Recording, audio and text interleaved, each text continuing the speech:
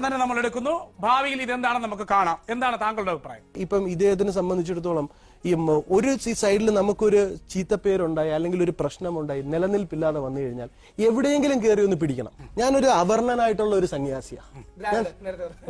ഞാൻ സവർണ കുലത്തിലുള്ള ആളല്ല. അതുപോലെ തന്നെ എനിക്ക് എന്റേതായ ചില തെറ്റുകളുള്ളതെന്ന് വെച്ചാൽ ഞാൻ വിമർശിക്കാറുണ്ട്. വിമർശിക്കുന്ന തെറ്റ് കണ്ടാൽ ഞാൻ പറയും. ഇദ്ദേഹം ചെയ്യുന്ന കാര്യങ്ങൾ ഞാൻ എല്ലാം എനിക്ക് അറിയണമെന്നില്ല. പക്ഷെ എന്റെ അറിവിലുള്ള കാര്യം വെച്ചിട്ട് ഞാൻ സംസാരിച്ചു.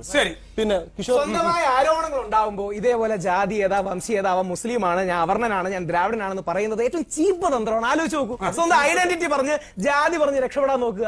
രണ്ട്, വകഭേദമാണെന്ന് പറഞ്ഞു. അത് വകതിരിവില്ലാത്ത പലരും അങ്ങനെ പറയും. ഞാൻ അദ്ദേഹത്തെ ഗൗരവമായ ഒരു ത്രെട്ടായി പോലും കാണുന്നില്ല. കാര്യം അങ്ങനെ ത്രെട്ടായി കണ്ടാൽ പോലും അതിനൊരു വാല്യൂ ഉണ്ടാവും. അതുകൊണ്ട് അതുപോലും കാണുന്നില്ല. ഗെയിൽ ട്രെഡിന്റെ ആരോപണങ്ങൾക്ക് ഡെപ്ത് ഇല്ല. അതുകൊണ്ടാണ് ഭരണകൂടമാണെങ്കിലും കോടതിയാണെങ്കിലും അവരുടെ ആരോപണങ്ങൾ ആ ഡെപ്ത് ഇല്ല എന്നുള്ളത് പീഡിപ്പിച്ച ഡെപ്ത് ഇല്ലെന്ന് പറയുന്നത്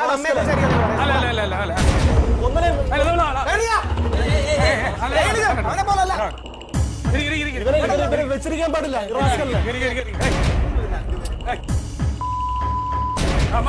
വെച്ചിരിക്കാൻ പാടില്ല അവനെ.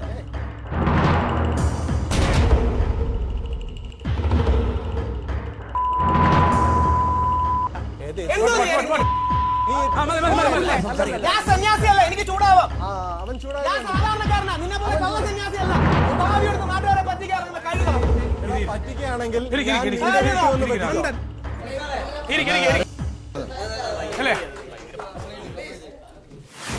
ഞാൻ സാധാരണ മനുഷ്യനാണ്. ഇത്രയും നേരം